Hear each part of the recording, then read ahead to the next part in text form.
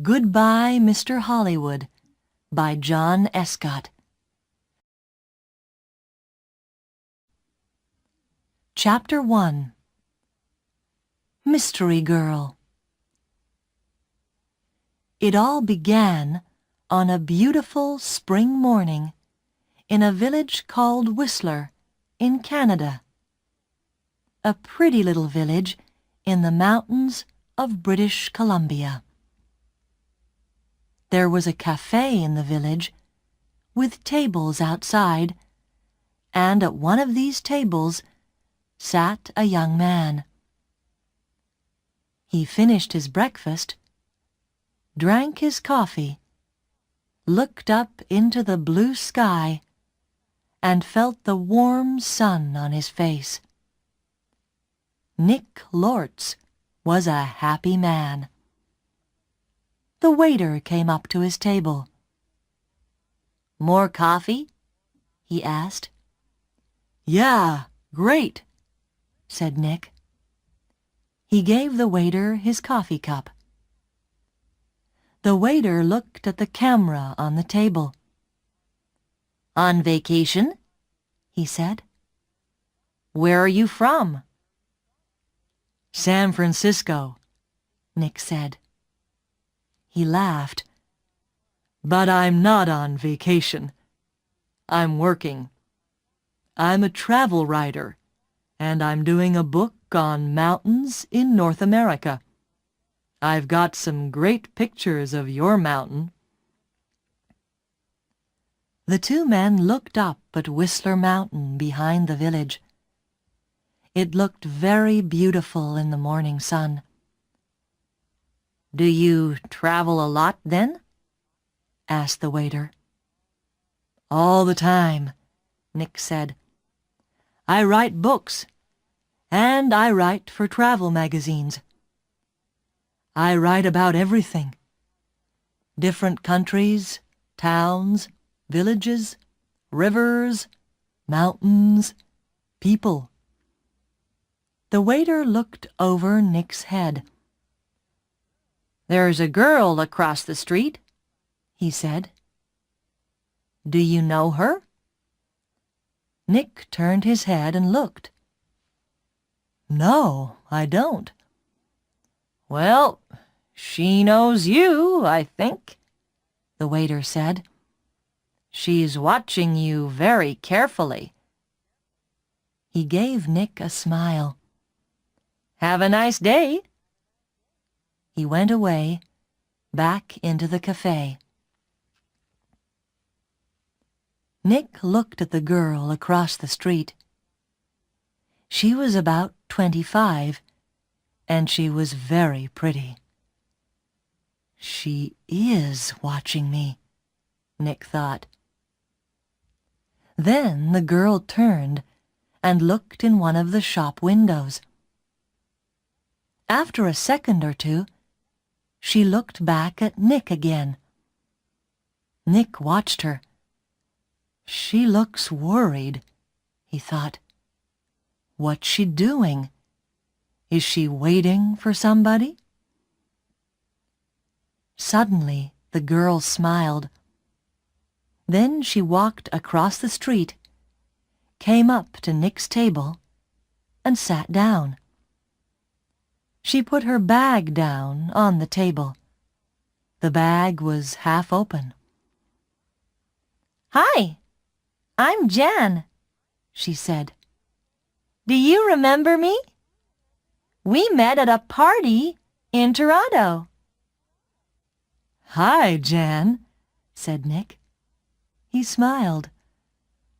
"I'm Nick, but we didn't meet at a party in Toronto.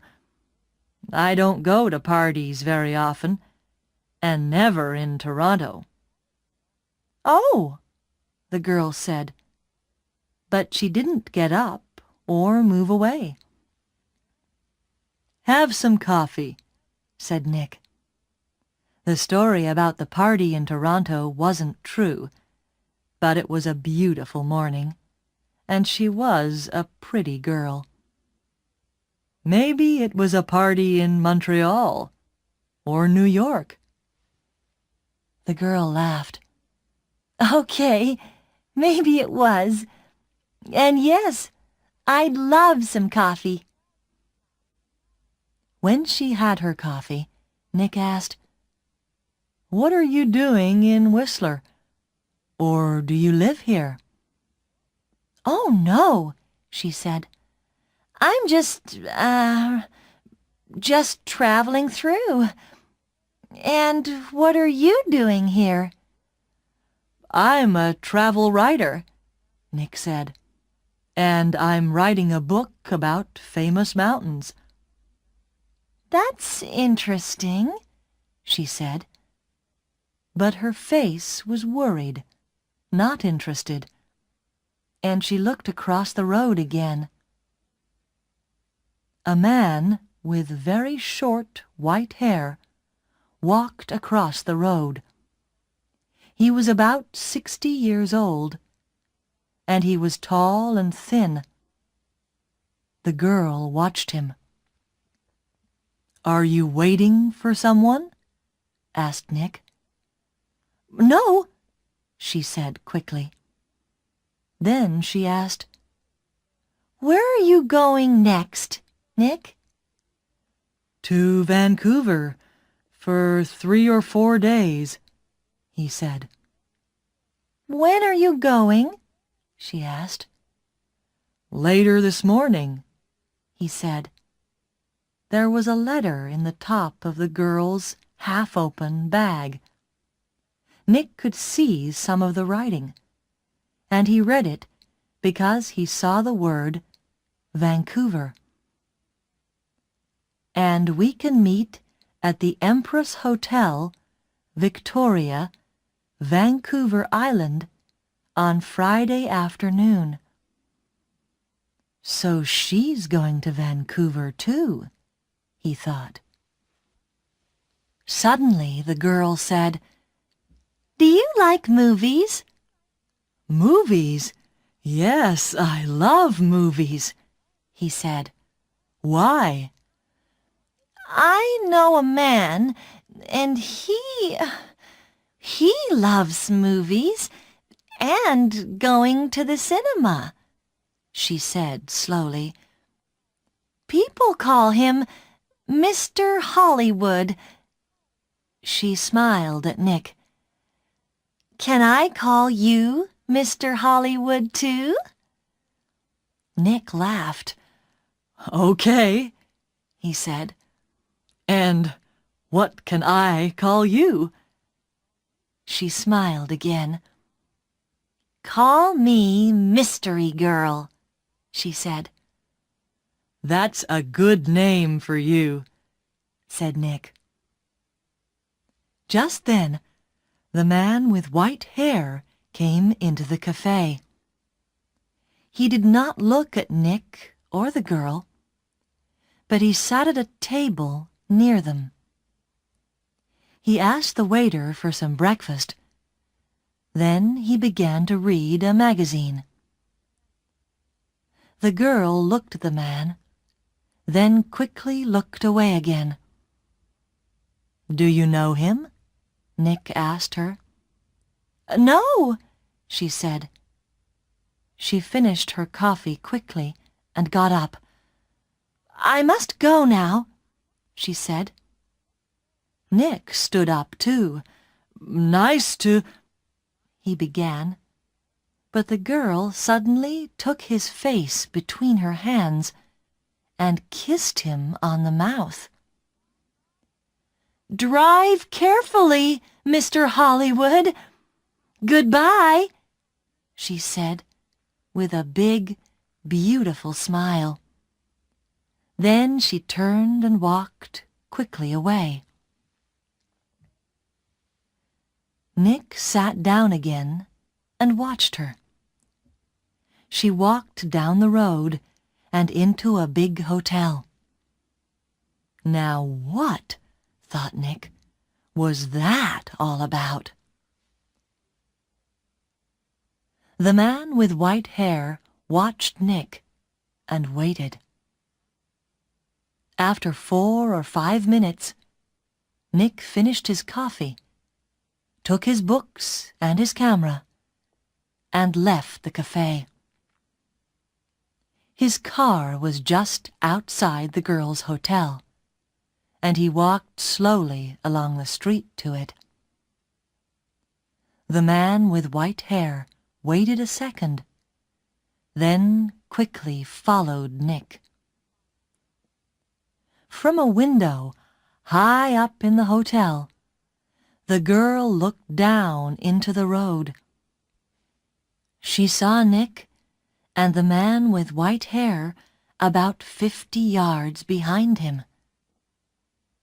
Nick got into his car, and the man with white hair walked quickly to a red car across the street. 5 seconds later, Nick drove away in his blue car, and the red car began to follow him. When the girl saw this, she smiled, then went to put some things in her travel bag. Chapter 2. A Hand in the Back. That evening, in his hotel room in Vancouver, Nick could not stop thinking about the girl in the Whistler Cafe. Why did she come and sit with him? She didn't know him, and that story about a party in Toronto wasn't true, and she was worried about something. But what? And that kiss! It was nice, of course, but why did she do it? Maybe she liked my face, Nick thought, or my brown eyes. But I'm not going to see her again, so it doesn't matter. Forget it. He put some money in his pocket and went downstairs to the hotel restaurant. But there were no free tables, so he walked down to Gastown and found a restaurant there. After dinner, he went for a walk. Vancouver was a friendly city, and Nick liked walking through Gastown and Chinatown, looking in the shops and watching the people. It was nearly dark now, and it was a busy time of the evening. There were a lot of cars and a lot of people. After a time, Nick began to walk back to his hotel. He came to a busy street and waited with a small crowd of people to go across. A tall woman in a blue dress stood next to him. She turned and smiled at him. "It's the first warm evening of spring," she said. "It's nice to be out after the long, cold winter." "Yeah," said Nick. "It's great. It's—" Suddenly, there was a hand in his back, and the hand pushed Nick into the road. Nick fell on his face in front of a big, green car. People screamed, but the green car stopped only inches from Nick's head. The woman in the blue dress ran into the road and pulled Nick to his feet. "Are you okay? What happened?" she said.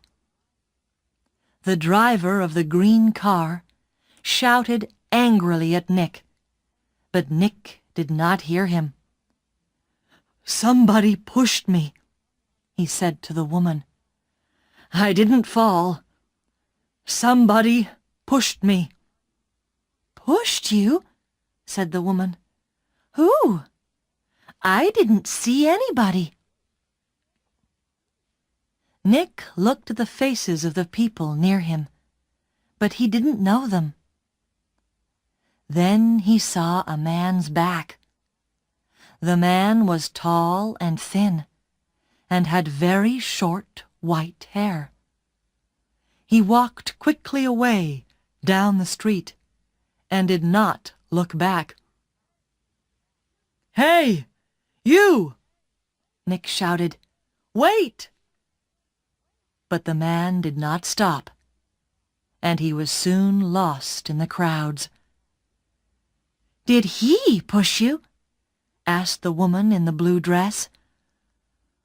I don't know," Nick said. "Do you know him?" she asked. "I don't know his name," Nick said, "but I know that short white hair. Now where did I see it before?" The woman began to move away. "I must get home," she said. "Are you okay now?" "Yeah, I'm okay," Nick said. "And thanks. Thanks for your help." "That's okay," the woman smiled. "Be careful now." Back in his hotel, Nick sat on his bed and thought. It was an accident. Nobody pushed me. It was an accident. Nobody wants to kill me, and there are hundreds of men in Vancouver with white hair. It was 1 o'clock in the morning, but Nick couldn't sleep. He listened to the cars in the road, and he looked at the night sky through his hotel room window. Then he sat at the table and tried to write some more of his book about mountains, but he couldn't think about his work. He got back into bed. There were 4 or 5 magazines in the hotel room. They were not very interesting, but Nick sat in bed and opened one, and saw a photo of Mystery Girl. He looked at the picture very carefully. But yes, it was her. Jan, the girl from the Whistler Cafe. She was next to a man of about 50 or 55, and they were in the garden of a big, expensive house.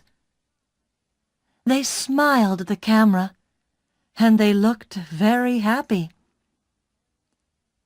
Canadian millionaire Howard Hudson and his daughter Meg, it said under the picture, at their home in Toronto.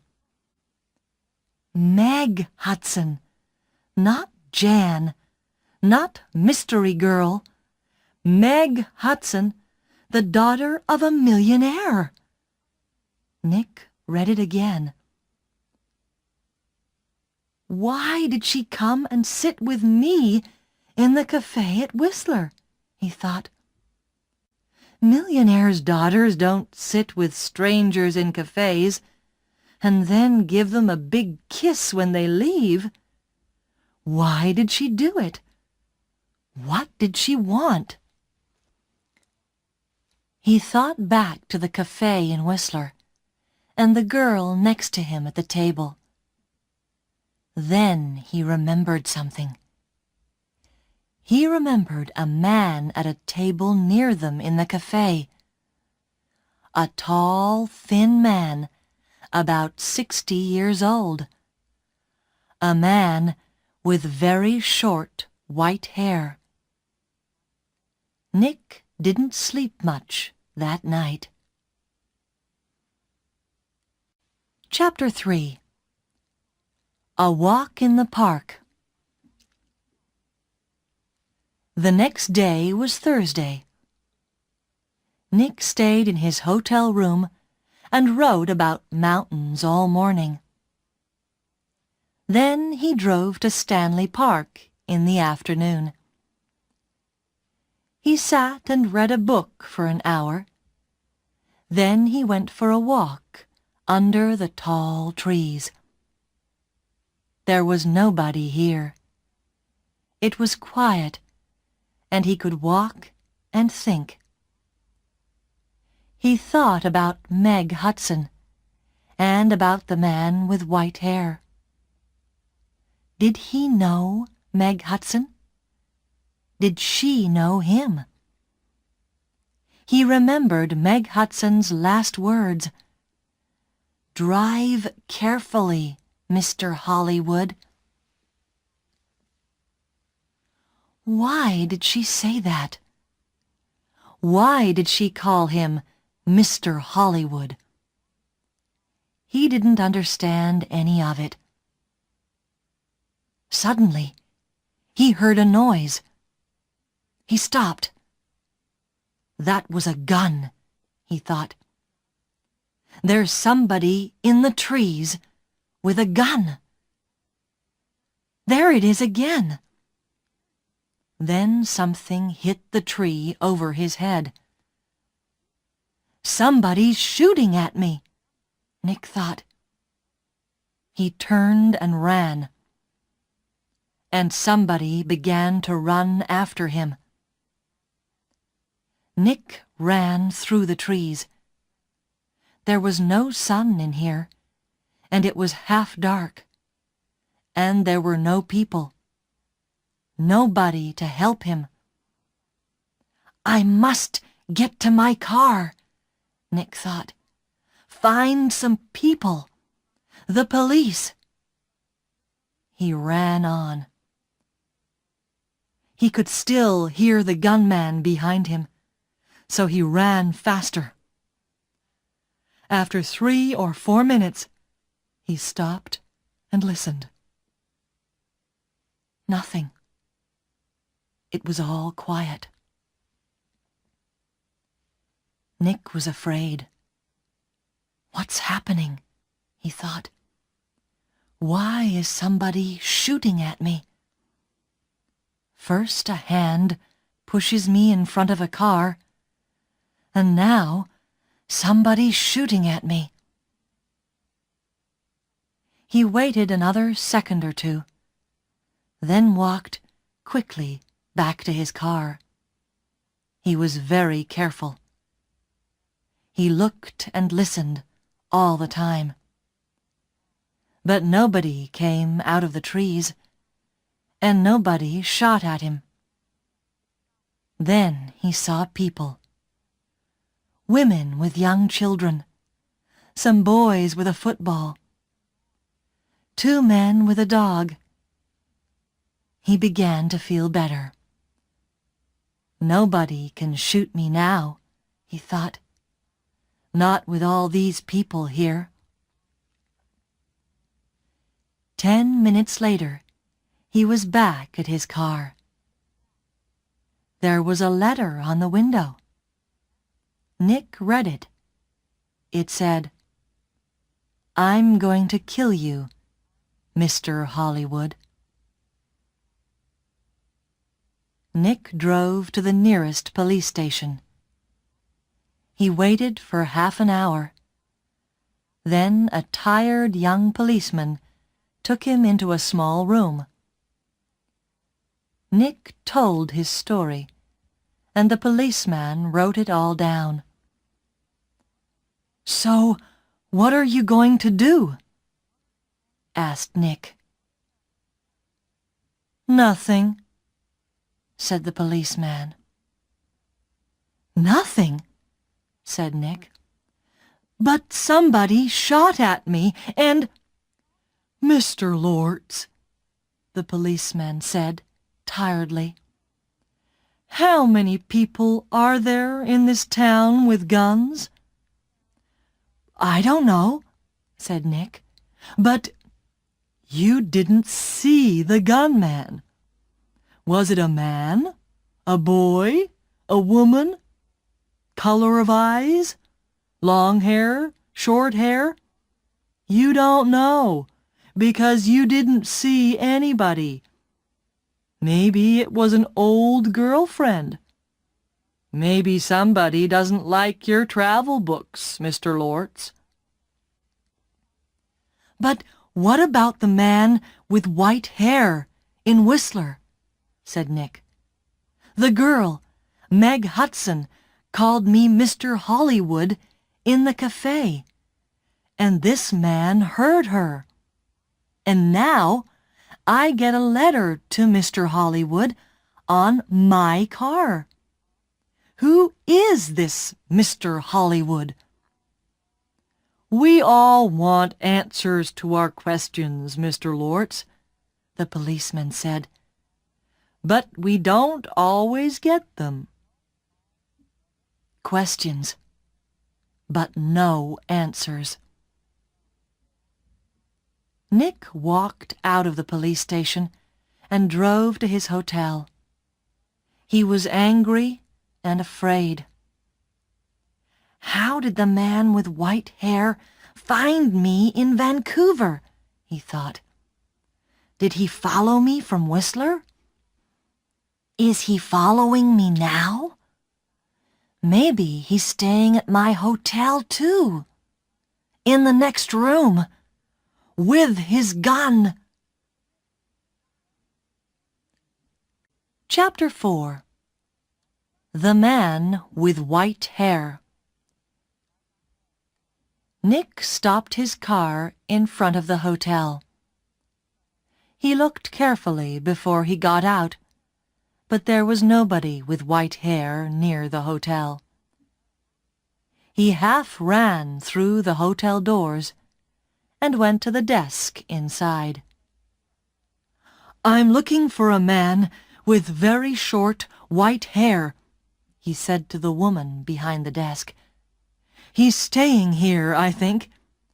He's about 60 years old, and he's tall and thin. The woman did not look very interested. There are a lot of visitors in the hotel, she said. Do you know his name? No, I don't, Nick said.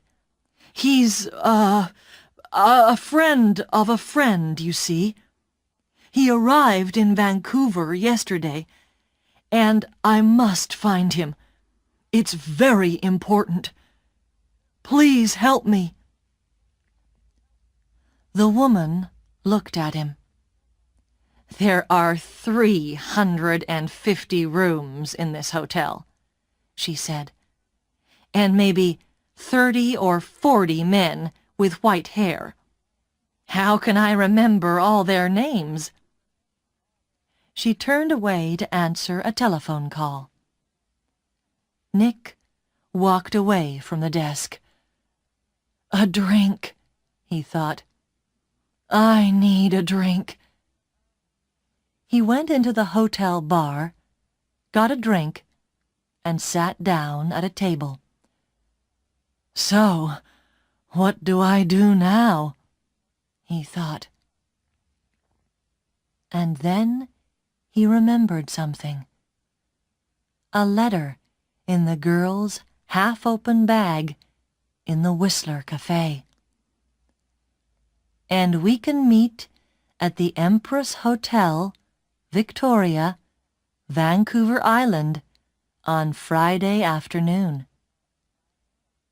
And tomorrow was Friday. I'm going to Victoria, on Vancouver Island, he thought. To the Empress Hotel. Nick had dinner in the hotel that evening. He finished eating and got up from his table and saw the man with white hair. Nick moved quickly. The man was at the hotel desk. Nick could see the white head above the other heads near the desk. "Excuse me," said Nick. He pushed past the people in the hotel restaurant. A small boy ran in front of him, and Nick ran into him. The boy and Nick fell down on the floor. The boy began to cry. "Hey!" said a woman behind Nick. "I'm very sorry," said Nick. He got up and helped the boy to his feet. "Are you okay?" he asked the boy. "Be more careful next time," said the woman. Nick moved away quickly, but when he looked back at the hotel desk, he couldn't see the man with white hair. He pushed through the crowd of people. "That man!" he shouted at the woman behind the desk. "That man with short white hair! Where did he go?" The woman looked at Nick. "Mr. Vickers," she said. "I don't know." "Vickers? Is that his name?" said Nick. "What's his room number?" "I'm sorry, I can't tell you that," the woman said. "But I need to—" began Nick. The woman turned away to answer the telephone. After a second or two, Nick went upstairs to his room. Vickers, he thought. Does Meg Hudson know Mr. Vickers? I need some answers, and I need them quickly. Chapter 5. Vancouver Island. Tawasin was about 23 miles south of Vancouver. Nick drove there in his car the next morning for the 1 o'clock ferry to Vancouver Island. Every 5 minutes he looked behind him. The road was busy. Black cars, white cars, red cars, green cars. Maybe Vickers was in one of them. At Tawasin, Nick drove his car onto the ferry. There were a lot of cars and crowds of people. Nick got out of his car and walked up and down the ship. He looked for a man with white hair, but he didn't see one. Soon the ferry began to move, and Nick felt better. He found the ferry restaurant and got something to eat. More people came in. Nick looked at the faces of all the older men. Some had hats on, so he looked for somebody tall and thin, but there was nobody. Maybe he's not on the ferry, Nick thought. Maybe he's back in Vancouver. Later, Nick walked around the ship again. Once, he thought he saw the man with white hair in the crowds, but he could not be sure. 90 minutes after leaving Tawasin, the ferry arrived at Swartz Bay on Vancouver Island, and Nick went back down to his car. Swartz Bay was 20 miles north of Victoria. Nick drove quickly, and again looked behind him every 4 or 5 minutes.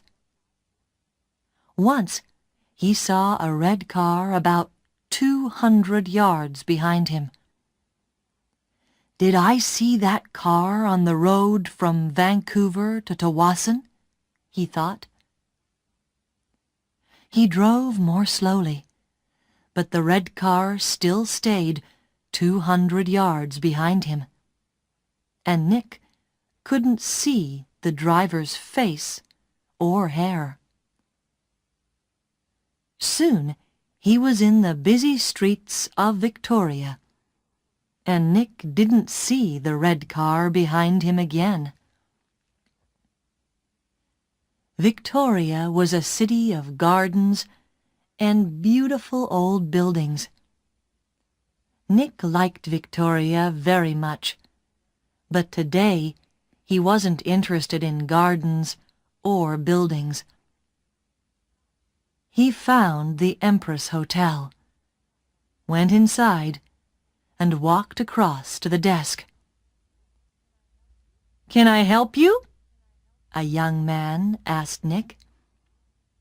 "I'm meeting a friend here this afternoon," said Nick. "Miss Hudson." "Hudson," said the young man. "Wait a minute."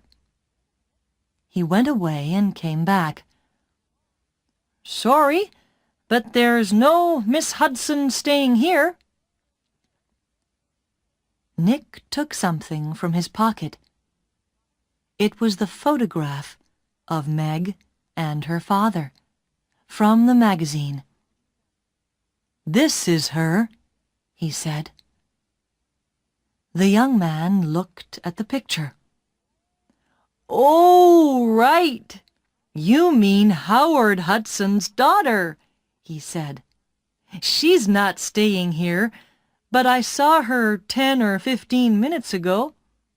She was with somebody, a man. He asked me about the tea room." "The tea room," said Nick. "Where's that?" The man with short white hair was tired. He couldn't sleep and he couldn't eat. He thought about only one thing all the time.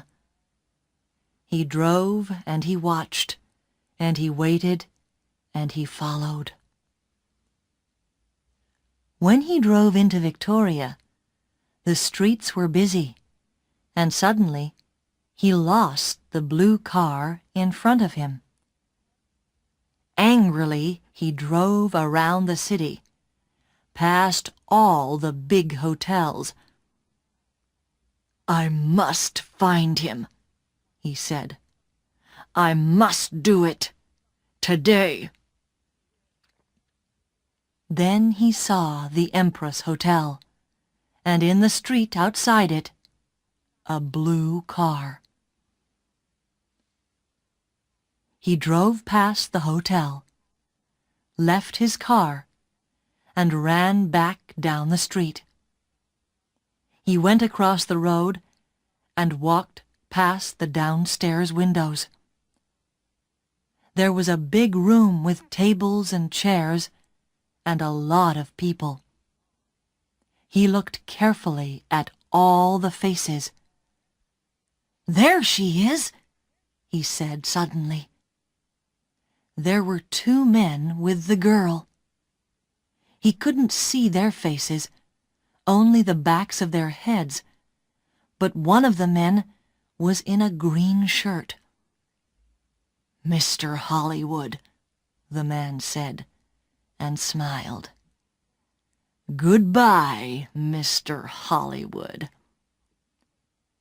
People in the street turned to look at him, but the man did not see them. He walked up to the doors of the hotel and put a hand into his pocket. Inside, the gun was cold and hard.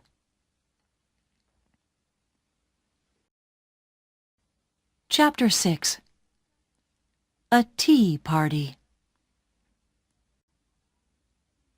Nick looked through the doors of the tea room in the Empress Hotel.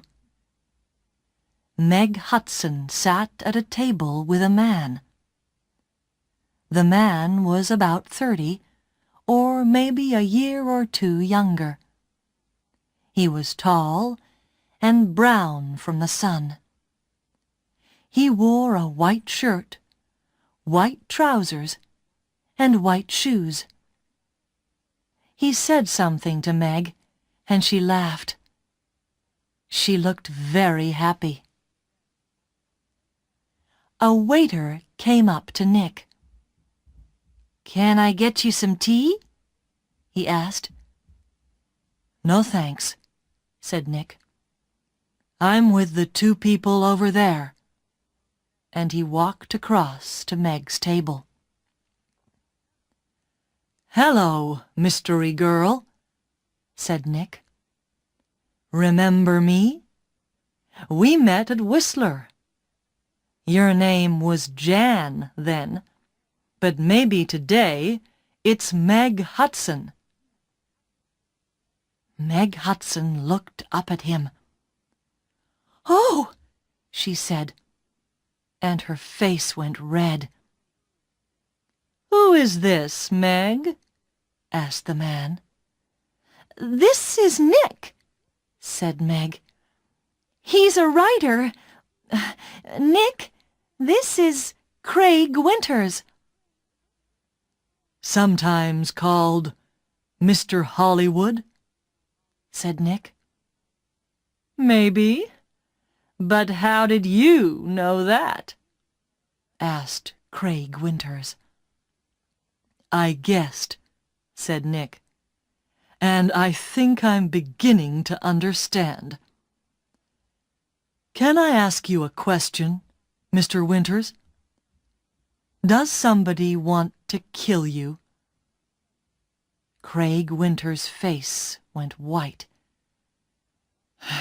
"Kill me? What are you talking about?" asked Meg. "Before I tell you, answer this question, please," said Nick. "You called me Mr. Hollywood in Whistler, and you wanted the man at the next table, the man with white hair, to hear you. Is that right?" Meg Hudson did not answer at first. Then she said quietly, "Yes." "Why?"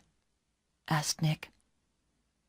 "I wanted him to follow you, and not me." "Why?" Nick asked again. "I think he's a detective," said Meg. "And I think he's working for my father. I saw him soon after I left Toronto. He followed me." Meg put her hand on Craig Winters' arm. "My father doesn't like Craig. A month ago, he told me not to see Craig again. I'm not happy, and he knows that. I think he guessed that I'm meeting Craig. And now he wants to find Craig and stop him seeing me." "Stop him," said Nick. "Or kill him." "No," Meg Hudson said. "Daddy doesn't—" "The man with white hair pushed me in front of a car in Vancouver," Nick told her. "And he shot at me in Stanley Park." "What?" said Meg. Tell me about this man with white hair," Winters said suddenly. Nick looked at him.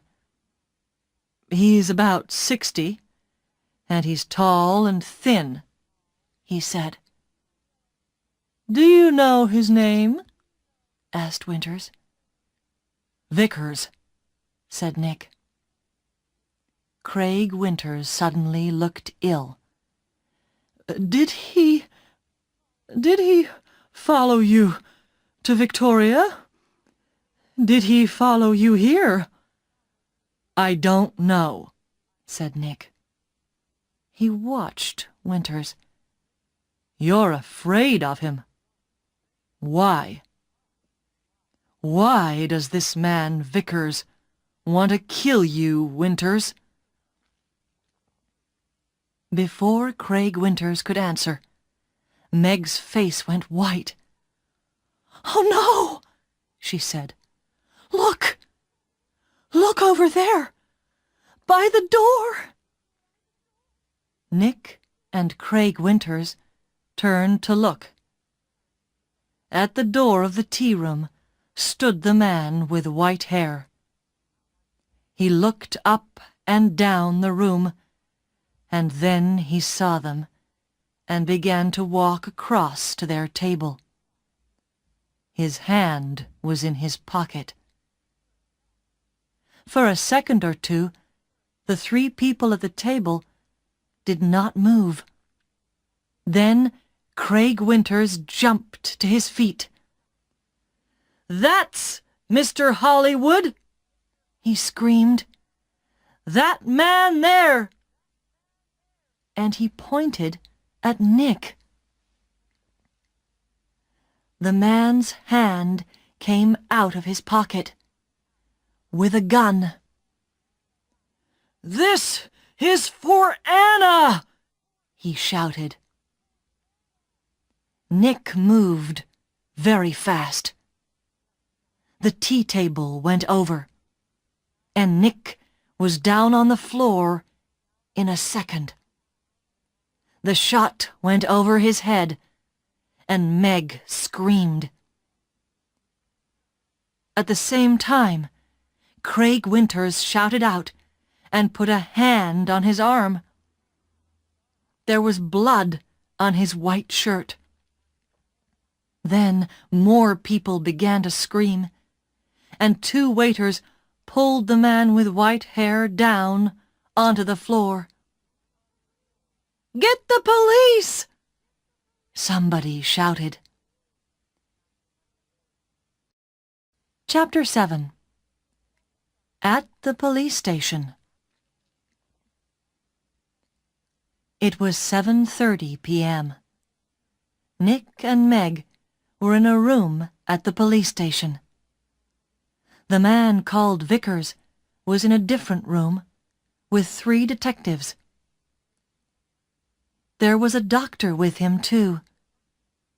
Craig Winters was at the hospital. The door opened, and a detective came in with 2 cups of coffee. He put them down on the table and turned to go out again. "Detective Edmonds," Meg said, "did the hospital call? Is Craig going to be all right?" "Winters," Detective Edmonds said. "Yes, he's going to be okay." "Can I call the hospital now?" asked Meg. "I'd like you to wait," said Edmonds. "Detective Keat is going to be here in a minute. He's just coming from the airport and—" He looked through the open door. "Ah, here he is now." A second detective came into the room, and behind him was a tall man with dark hair. Meg stood up quickly. "Daddy!" she cried. "What are you doing here?" "The police called me," said Howard Hudson, "and I flew here at once. Detective Keat met me at the airport. Now sit down, Meg. I want you to listen to me." He did not look at Nick. Meg sat down, and her father took her hands. "Meg, last week Johnny Vickers came to my house. He wanted to talk about his daughter. You remember Anna, Meg? 3 months ago, she jumped off a bridge in Boston and died. She was young, beautiful, rich, and she didn't want to live. Why? Because she loved a man, and the man took her money, ran away, and left her. And the man was called—" "No!" said Meg. "No!" "Yes, Meg. Yes. He was called Mr. Hollywood." shouted Meg. She began to cry. "That's right, Miss Hudson," said Detective Keat quietly. "To you, he gave the name Craig Winters. When Anna Vickers knew him, he was Carl Windsor, but he liked all his, girlfriends to call him Mr. Hollywood. He took nearly $50,000 from Anna Vickers, and there was a girl before that." "No, it's not true!" Meg shouted. "It is true, Meg," said her father. Windsor gets all his money from rich men's daughters. Johnny Vickers loved his daughter. He went to her house in Boston after she died. He read her letters and learned about the money and the name Mr. Hollywood. And when he came to my house, I told him about you, Meg. I said, 'My daughter's got a new boyfriend, and she calls him Mr. Hollywood. I don't like him, but I can't stop her. She's going away to meet him next week, I think. What can I do?' Johnny put his hand on my arm, and he said, 'Don't be afraid for your daughter. I'm going to find that man and stop him.'" Meg said nothing. Her face was very white. For a minute or two, nobody spoke. Then Detective Edmonds said, "Vickers told us all about it, Miss Hudson. He followed you to Whistler and saw you with—" Nick began to understand. "With me, in the cafe, and Meg called me Mr. Hollywood." Howard Hudson looked at Nick. "You're the travel writer guy, right?" "Lortz. Nick Lortz," said Nick. "Vickers nearly killed me. He shot at me twice and—" But Howard Hudson was not very interested in Nick. He looked at his daughter again. "How much money did you give him, Meg?" he said. I gave him $25,000, said Meg. "Only for 2 or 3 months, he said. Then he—" She began to cry again. "Well, you can say goodbye to that money," said Hudson angrily. "What's going to happen to Vickers?" Nick asked Detective Edmonds. "Hospital, I think," said Edmonds. "Okay, he shot at you, and about 50 people saw him. But he's not a well man. The doctors are going to put him away in a hospital." Howard Hudson stood up. "Okay, Meg. I'm going to take you home. My plane is waiting at the airport." Meg followed her father to the door. Then she remembered Nick and turned. "I'm sorry," she said. "I got you into all this. I called you Mr. Hollywood. That was wrong. But I didn't know—" "It's okay," said Nick. "You know everything now. And it's better to learn it now and not later. $50,000 later." Chapter 8. A nice smile.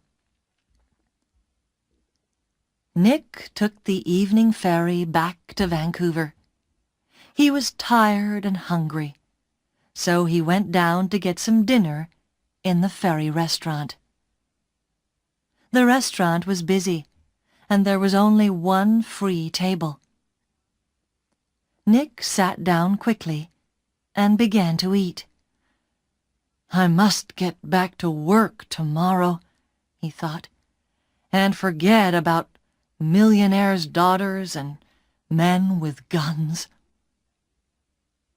"Excuse me," somebody said. "Can I sit with you?" Nick looked up. There was a pretty girl next to his table. He got up. It's okay," he said. "You can have this table. I don't want it." And he began to move away. "Please don't go," the girl said. "Stay and finish your dinner." She smiled at him. It was a nice smile. But Nick knew all about nice smiles. "I'm not hungry," he said, and he walked quickly out of the restaurant.